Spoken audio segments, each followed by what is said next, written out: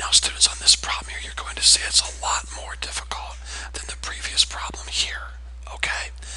So please pay attention. First of all, we're going to number this. The first two are pretty easy. They're single variable inequalities. So I've got a 1, I'll call this equation number 1, or inequality number 1.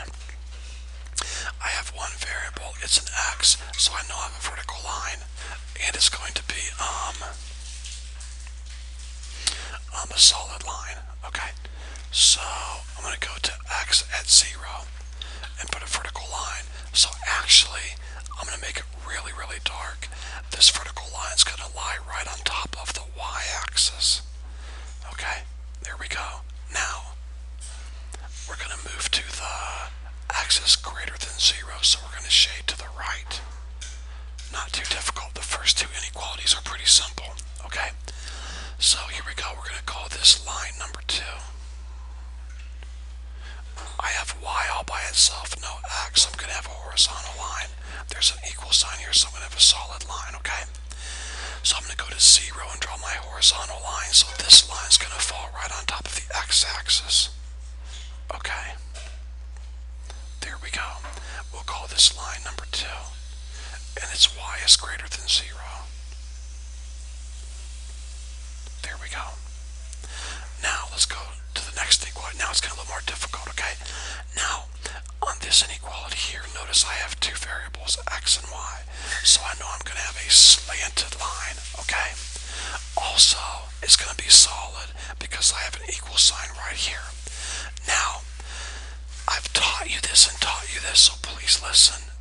In this inequality right here, look what I have. I have an x, then a y, then I'm going to put in an equal sign, and then I have a 0. I've told you and told you, whenever you have x, then y, and then a 0, you cannot use the double intercept method. You cannot, because you get 0 and 0 for your for your intercepts. So we cannot use the double intercept method. So for me, I'm going to use table of values. I'm very quickly going to take this negative x, bring it over, make it a positive x. 0 plus x is x, so I have y equals x. So real quick, put a 1 in for x, get out a 1 for y, put a 2 in for x, get out 2 for y, put a 3 in for x, get out a 3 for y. So just like that, I have my 3 ordered pairs. Alright, 1, 1, 2, 2, 3, 3. So I'm going to put my slanted line right here. It will be a solid line, okay? So here we go.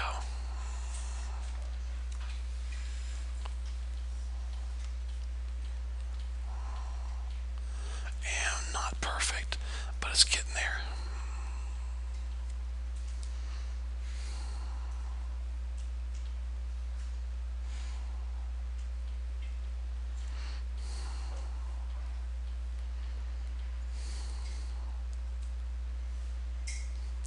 Now, we're going to have to test a point to see where to shade. Remember, students, whenever you have an x and a y, if it's not a vertical line, if it's not a horizontal line, you have to test a point to see where to shade. 0, 0 falls on our line, so we cannot use 0, 0, so use any point you want. That does not lie on the green line. I'm going to test this point here, just for the fun of it, no certain reason. So 0, 4. 0, 4. You can test any point you want up here or down here. So negative x plus y is greater than or equal to 0. Where the x is, I will put a 0. Where the y is, I will put a 4. 0 plus 4 is 4. 4 is greater than 0. That's true. 4 is greater than 0. So this point right here is a true point. So I'm definitely going to shade toward that point. And I also need to remember to number this line as line number 3. Alright, now let's continue on to line number 4, or inequality number 4. Now, I have an x and a y, so it's going to be slanted. I have an equal sign right here, so it's going to be a solid line, okay? So, 2x plus y equals 4. Now, students, this is a great equation to use the double intercept method. Where the x is, you substitute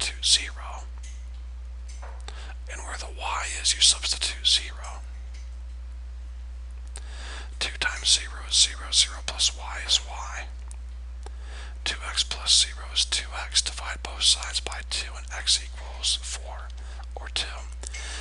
So the y-intercept would be 4, kind of a coincidence there, and the x-intercept would be 2. Okay, let's get my slanted line there drawn to connect those two ordered pairs. And here we go.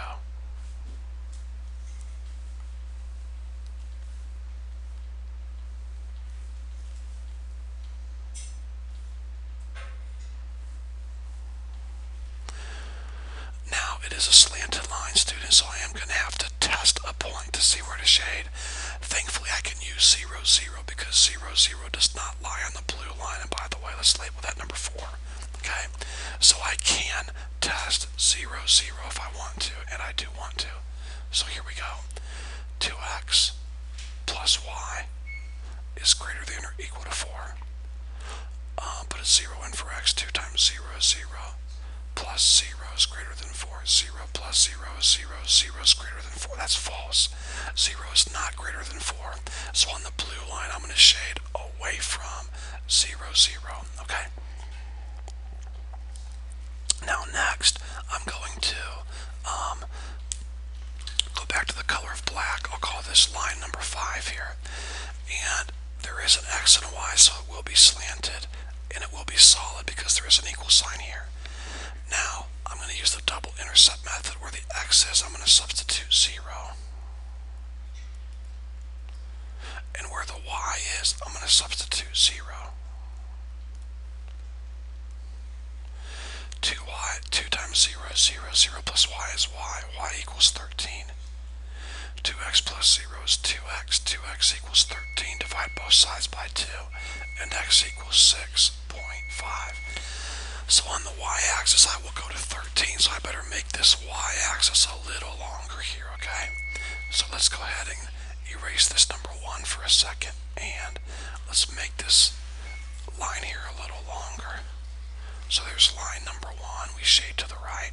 And now on the y-axis, we're going to have to go all the way up to 13. That's 7, 8, 9, 10, 11, 12, 13. So there's my point right there, okay? Now on the x-axis, 6.5, which is right there. So there's my two ordered pairs. Okay, let's go ahead and connect my two points. Let's go ahead and connect these 2 points if we can.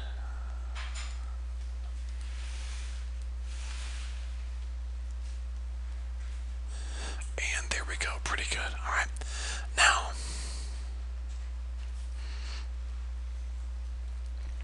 we have to test a point to see where to shade.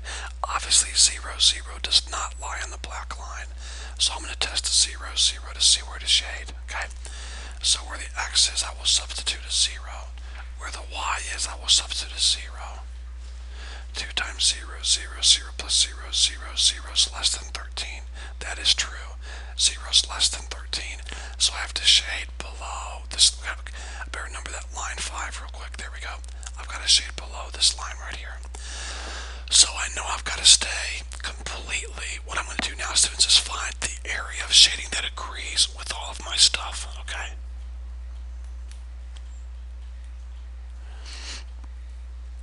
So I know I'm going to stay above the red line for sure, okay? That's a given, I know that for sure. Now, I know I've got to stay above the green line. I've got to stay to the left of the black line. See this blue line, I've got to stay to the right of the blue line. But as I stay to the right of the blue line, I went too far. Remember, I can't cross this black line here. This black line is saying to stay that side over there. So I've got to stay to the right of this, so it looks like I have a nice bounded region, okay? A nice bounded region like this. And I'm done, at least with the graphing part. Now I've got to find all my vertices, okay, students? So let's do this very, very carefully, alright? I'm going to get a big, bright red color, and I'm going to show you my vertices. Right here is a turning point on my shaded region. Here's a turning point right here. When I get up to here, right here, it goes up to here, hits, and starts to go back down. Right here's a turning point. It's coming down, then it turns to the right. this problem here, I have 4 vertices. Now hopefully everybody sees that okay, alright? Look that over. I'm going to do a lot of erasing here because I don't need this stuff now anymore. I need a little bit of room, so I'm going to erase some of this. I'm not going to erase my numbers though, those are very important. I've got to remember which number goes with which line. Okay, now take a look at what I've done, see if you have any questions, okay? If so, go back and watch the parts you need to rewatch. I have 4 vertices now. Now, can I be honest with you? I know exactly what this ordered pair right here is. I know that because I know the blue line went through the y-axis at 4. So I know that ordered pair is 0, 4. Booyah. Done. Finished. I know exactly the name of this ordered pair right here because the black line number 5. Line number 5 went through the y-axis at 13. That was one of your y-intercepts. So I know this ordered pair is 0, 13. I know that for a fact because those were the intercepts of the lines that I drew. But you do not know the exact point of this ordered pair. In fact, I don't care. Look, if this ordered pair fell right on a crosshairs, you still don't know for sure what the exact value is. It could be 5.01 or something, okay? So the only reason I knew the exact values of this vertex, or this vertex and this vertex, is because they fell right on a vertical line, and I knew what the y-intercept was because I found it when I found the y-intercept for this black line number 5. I know it was y equals 13. When I found the y-intercept for this blue line number 4, it was y equals 4. So I know those ordered pairs, no problem, okay? But these ordered pairs here, you don't know them. So, Mr. Error, what do? Do we guess? No, you don't guess. Okay, think back to about a week ago when I gave you linear systems like this. I'm just making this up. I gave you something like this, okay? Okay, and you would solve this. Remember I said students solve the linear system, and you would solve it by linear combination or substitution. And let's say you solved this and you got, I don't know, something like 3, -1. I'm just making that up. Remember what I kept saying to you over and over, and you guys probably got tired of hearing it. I kept saying to you, okay, you solved this linear system, and what did I say next? I kept saying to you, you found where the 2 lines intersected. Because this is the answer to this system. You found where the 2 lines intersected. Now you're seeing why I kept saying that over and over and over. If you want to know where 2 lines intersect, use linear combination or substitution. That's what I was trying to show you over and over in the past. So, if I want to know what this green, what this red ordered pair is right here, then I ask myself, which 2 lines made this point? Well, the green line and the blue line, didn't it? Sure. The green line and the blue line, those 2 lines, are what intersected to make this point right here. That's lines 3 and 4, correct? 3 and 4. That's why you numbered these. So take equation number 3, inequality number 3, but use an equal sign. Take inequality number 4, but use an equal sign. Look at that. If I want to find this intersection place, I take equation number 4, equation number 3, and I solve this by using what? Linear combination or substitution. So here we go. I'm going to multiply the top by 2. There's other ways to do it, okay? That'll give me a -2 here. So 2 times -x, 2 times y, 2 times 0. There, I took a 2 and I multiplied it through. The bottom equation stays the same. These cancel. 2 plus 1y is 3y equals 4. Divide both sides by 3 and y equals 4/3. So now I've found part of my ordered pair. This ordered pair right here, I know the y value is 4/3. Now I've got to find the x value. Now whenever you email me with questions, students, you can rest assured I'm not going to tell students who you are, okay? But there's one student who's emailed me a couple times now and said, Mr. Earhart, once you find one of your values in substitution or linear combination, which equation do you substitute this value back into? And I've emailed back a couple times and said, you always substitute it back into either one of the equations. It doesn't matter which one. And so in this class, there are no dumb questions. I want everyone to email me and ask questions when you have questions. I will never tell students who you were, but just like I said to that student, I'm going to say it again to all you guys. Y equals 4/3. It does not matter where you put the 4/3. You can put it in here for Y or here for Y. It doesn't matter. So right here for the Y, I'm going to put 4/3. So 2x plus 4/3 equals 4. Now, I don't like equations that have fractions, so I like to get rid of my fractions. That's how I do things, okay? So with that in mind, first of all, simplify both sides. Nothing we can do. Next, because your denominator is 3, I'm going to multiply everything by 3 to get rid of my fractions. 3 times 2 is 6x. 3 times 4/3 is 4. Don't forget to multiply your 3 times your 4 over here is 12. Now bring your 4 over and make it a negative 4. So 6x equals 8. Divide by 6, and if you reduce, 8 over 6 is 4/3.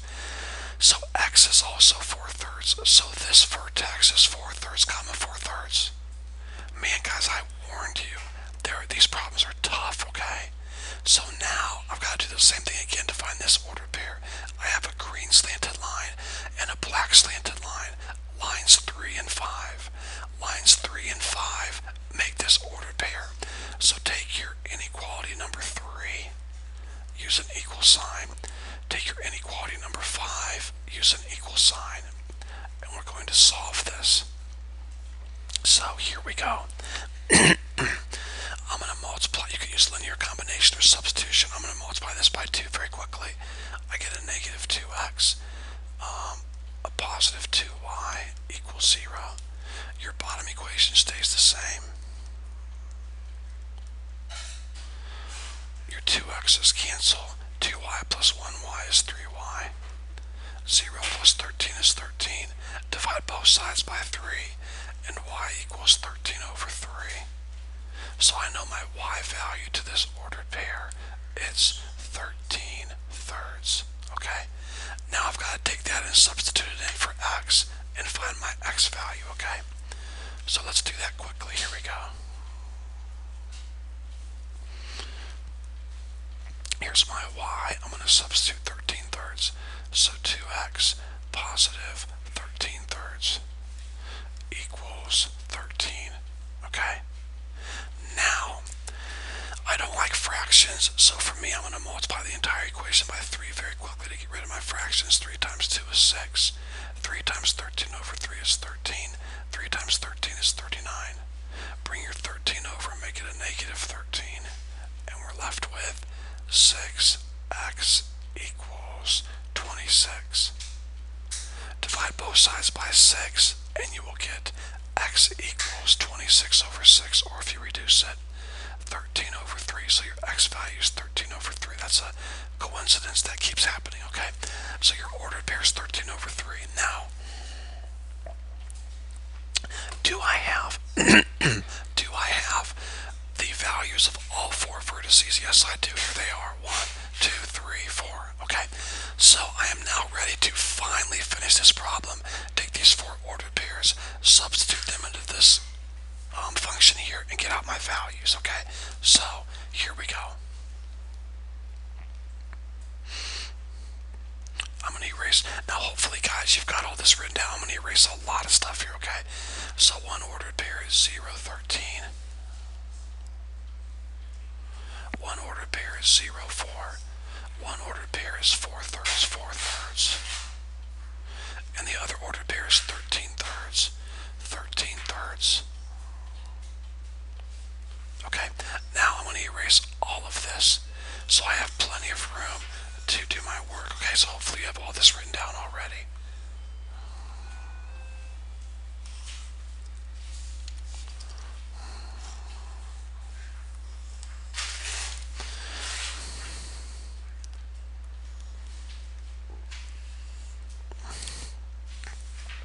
Your objection function is 10x plus 3y.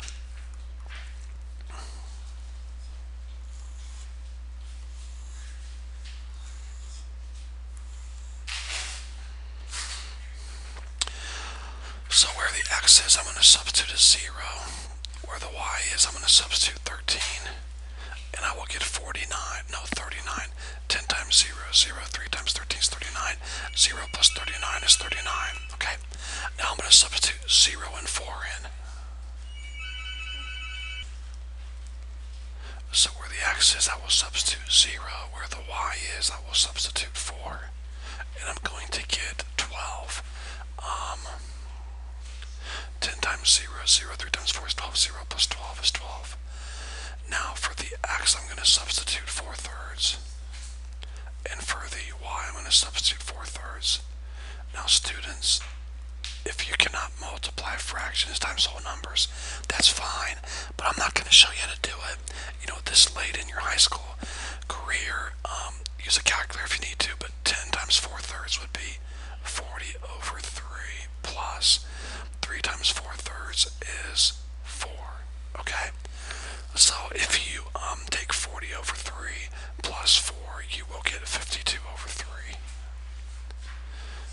And what that would be is a fraction would be 17, I believe, and 1/3. Yes, 17 and 1/3. Okay. All right, now I'm going to put 13/3 in for x and 13/3 in for y. So 10 times 13/3 plus 3 times 13/3. 10 times 13 over, or 13/3. 10 times 13/3 will be 130 over 3. Plus 3 times 13/3 will be 13. Okay? If you add those together, you will get 169 over 3, which as a mixed number would be 56 and 1/3. Okay? So there we go. What's your lowest value? I'm going to circle it in black. What's your lowest value? 12. What's your greatest value? 56. So you would say you have a minimum of 12 at 0, 4, and you have a maximum of 56 and 1/3 at 13/3, 13/3. Now I'd like to say one more thing and I'm finally done. The last problem we did had a enclosed or a bounded region, right? Correct. The one we just graphed, even though I erased it, had a bounded region. All of the sides were contained. In your homework that you're going to work on, you're going to have some that are unbounded, maybe like a line here and a line here, and the shading area goes like this. It comes down, hits here, then curves this way or something like that, and then it goes on indefinitely. Whenever you have an unbounded region, let me say that again. Whenever you have an unbounded region, you will either have no maximum or no minimum. So I will explain that on your homework problem. So when you're working on your homework, you will come to some unbounded region problems. When that happens, really pay attention. I'm going to show you what to do in those situations. Okay, guys,